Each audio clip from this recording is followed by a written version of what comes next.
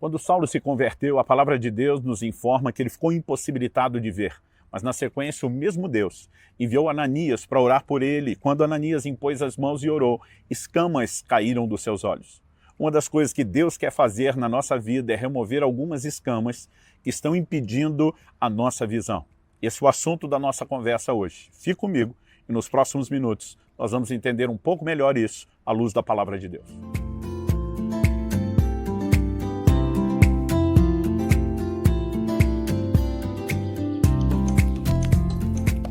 Estou hoje no Parque Barigui, em Curitiba, passando para trazer mais uma palavra ao seu coração. Tomei o exemplo de Paulo, embora tenha se dado num contexto completamente diferente, para dizer que existem coisas a respeito da nossa visão que precisam de um ajuste, que precisam de uma intervenção de Deus. Por exemplo, a palavra de Deus nos mostra que nós podemos desenvolver certas expectativas, que elas são tão detalhadas, tão específicas, que elas não compreendem aquilo que Deus decidiu fazer. Mas, de alguma forma, quando nós nos prendemos àquilo nos seus mínimos detalhes, isso acaba sendo como escamas que impedem a nossa capacidade de enxergar algo maior ou algo diferente que Deus possa estar fazendo. Então me permita dar um exemplo. Deus muitas vezes, nessa nossa caminhada com Ele, que é uma caminhada de fé, e vale ressaltar que fé é convicção de coisas que não se veem, Deus muitas vezes nos oferece propostas ou faz promessas que elas não parecem ser ricas em detalhes e nem tampouco definidas. Por exemplo, com Abraão, o pai da fé, Deus diz para ele: sai da tua terra, da tua parentela, vai para uma terra que eu te mostrarei. Deus não disse para onde Abraão estava indo. Deus apenas disse: vai e no caminho eu vou sinalizando. Ou seja, Deus tinha um plano específico a respeito de Canaã, mas Deus sinaliza: você simplesmente segue, enquanto você caminha, eu te direciono. Isso nos mostra uma forma e um padrão de Deus agir. As razões pelas quais muitas vezes ele não quer apresentar os detalhes são deles, estão relacionados à sua soberania. Nós podemos especular alguns motivos, podemos entender outros em detalhes de determinados textos bíblicos, mas não necessariamente como uma regra geral para todo e qualquer momento. No entanto, algo que muitas vezes tem a ver com um elemento que é ansiedade humana e não necessariamente fé, é quando nós imaginamos como tem que ser o caminho. E se ele não está acontecendo dessa forma, nós não apenas acabamos deduzindo que nada está acontecendo, como ficamos como que impedidos de perceber a forma correta como Deus decidiu operar. Então me deixe dar um exemplo bíblico a respeito disso. A palavra de Deus nos mostra que Naamã, o general sírio, ele estava leproso, enfermo. Alguém diz para ele: olha, se você conhecesse o homem de Deus em Israel, ele poderia te curar dessa lepra. E esse homem faz uma caravana, uma jornada, entenda-se, a pé, uma comitiva. Eles não tinham meios de transporte, alguns normalmente em viagens maiores tinham os animais, algumas carroças para levar mantimento, mas nunca transportava todo mundo, então era um ritmo de viagem lento. E não estamos falando de alguém que saiu de um bairro para o outro, de uma cidade para outra, de um estado para outro, mas de alguém que foi de um país para outro. Eu fico imaginando quanto tempo de viagem, quanto esforço, quanta expectativa gerada. Quando Naamã finalmente chega na casa de Eliseu, Eliseu sequer saiu atendê-lo. A Bíblia diz que um dos servos de Eliseu simplesmente vai até Naamã e diz: olha, o homem de Deus falou que é para você ir lá no Rio Jordão, tá? 7 mergulhos e você vai ficar curado. A palavra de Deus nos mostra que Naamã ficou indignado, né? Eu imagino, tentando me colocar no lugar dele, aliás, é uma coisa que normalmente eu faço quando leio a Bíblia, é tentar me colocar lá dentro do contexto da história, imaginar o que é que está acontecendo, qual que seria a minha reação naquele contexto, como eu mesmo agiria diante de tudo aquilo. E quando eu fico olhando para esse episódio, especificamente envolvendo o caso de Naamã, eu fico imaginando ao longo de toda aquela viagem quanta coisa Naamã pensou que poderia acontecer. Bom, a palavra de Deus nos diz em 2 Reis, no capítulo 5, que quando ele chega, versículo 10, nos diz que Eliseu mandou um mensageiro, dizendo: vai, lava-te 7 vezes no Jordão, e a tua carne será restaurada e ficará limpa. O versículo 11 diz: Naamã, porém, muito se indignou. Não apenas se indignou, mas se indignou muito. E se foi dizendo, esse foi, naquele momento ele decidiu ir embora. Ele não decidiu que faria o que o homem de Deus o orientou por meio de um mensageiro. E se foi dizendo, pensava eu, que ele sairia ter comigo, por-se-ia de pé, invocaria o nome do Senhor seu Deus, moveria a mão sobre o lugar da lepra e restauraria o leproso. O que é que nós temos? Alguém que definiu, numa expectativa tão direcionada, a maneira como o milagre deveria acontecer, que quando Deus sugere e propõe algo diferente, ele não consegue nem reconhecer Deus naquilo que é diferente e nem tampouco imaginar que Deus possa trabalhar de uma forma diferente. Aqui, quando eu falo a respeito de expectativas, não estou dizendo que não devemos ter expectativas. Nós deveríamos esperar sempre pela intervenção de Deus. Devíamos sempre imaginar a um Deus não apenas no comando, no controle, Ele é poderoso, Ele se importa conosco, a palavra dele diz que os seus ouvidos estão atentos às nossas súplicas, esperar que Deus faça, esperar que as circunstâncias mudem por intervenção divina, é algo que eu quero incentivar a todos. Eu estou falando especificamente de criar expectativas da maneira como Deus vai agir. É diferente você esperar que Deus haja e você esperar que Ele haja só de uma forma específica. Então, naquele momento, esse homem estava perdendo o que Deus faria. Ele não conseguia ver. Havia como que escamas nos seus olhos, porque uma expectativa direcionada a uma única maneira de Deus agir nos impede de ver os outros formatos pelos quais Deus pode querer se mover. Esse é apenas um dos exemplos. No entanto, quando ele decide ir embora, quando ele sai protestando, reclamando que os rios de Damasco, de onde ele veio, eram melhores do que as águas de Israel, ele, de fato, decide ir embora indignado. Mas a Bíblia diz que se chegaram a ele os seus oficiais e disseram, meu pai, se o profeta tivesse te falado alguma coisa difícil, você não faria? E a resposta da Naamã é meio como quem diz, sim, é o que eu estava esperando.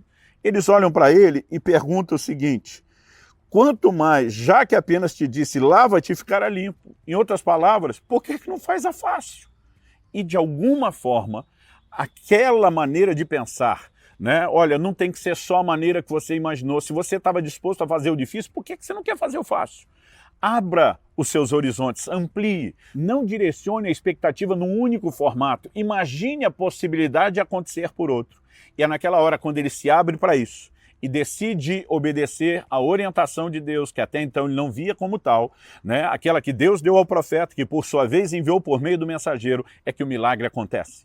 Vamos apresentar um outro exemplo na ilustração bíblica. A palavra de Deus nos diz em Lucas, no capítulo 24, naquele relato a respeito dos discípulos que estavam no caminho de Emaús.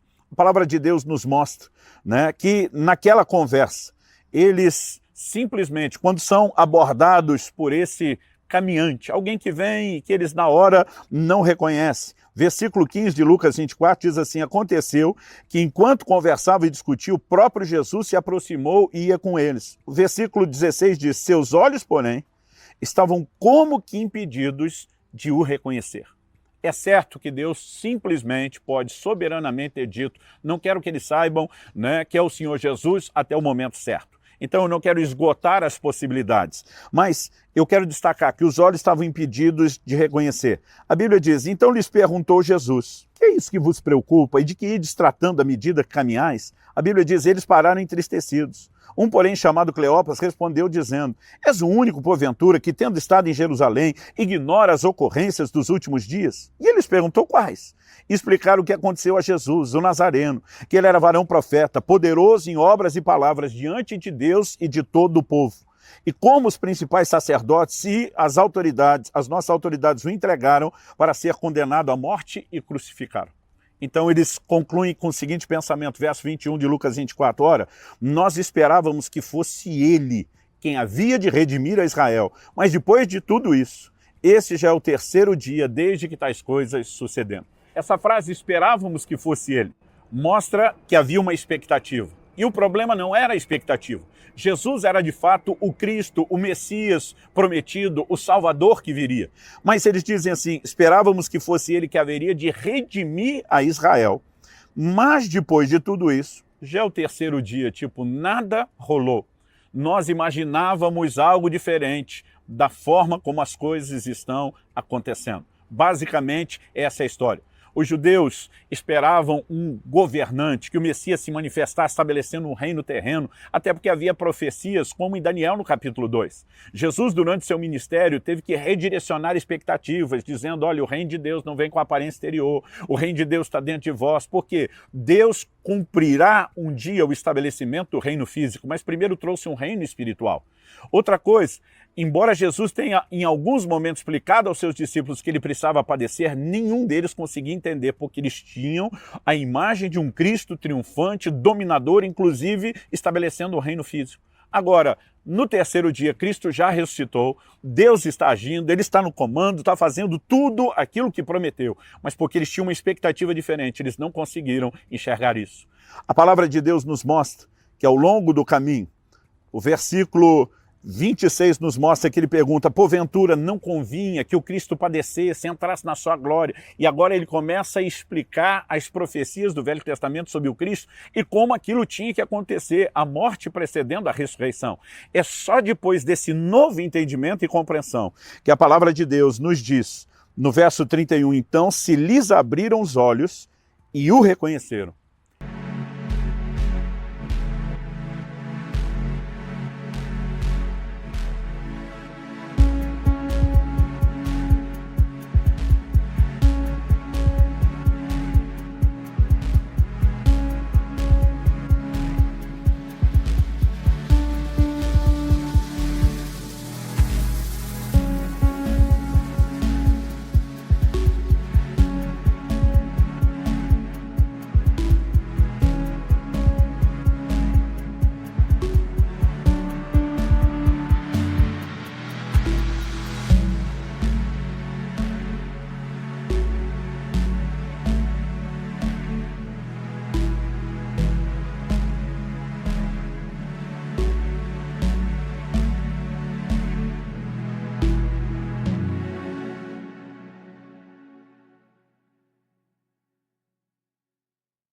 É nesse momento que a Bíblia diz, mas ele desapareceu da presença deles. Quando nós redirecionamos a expectativa de acordo com a orientação de Deus, nossos olhos se abrem, escamas são removidas. Eu e você não precisamos que um Ananias venha impor as mãos de forma literal. Talvez essa mensagem seja Deus enviando o seu Ananias para te ajudar, mas eu oro que Deus tire as escamas dos seus olhos e eu oro que você se dispõe a tê-las sendo removidas. Quando entende, Deus age como quer.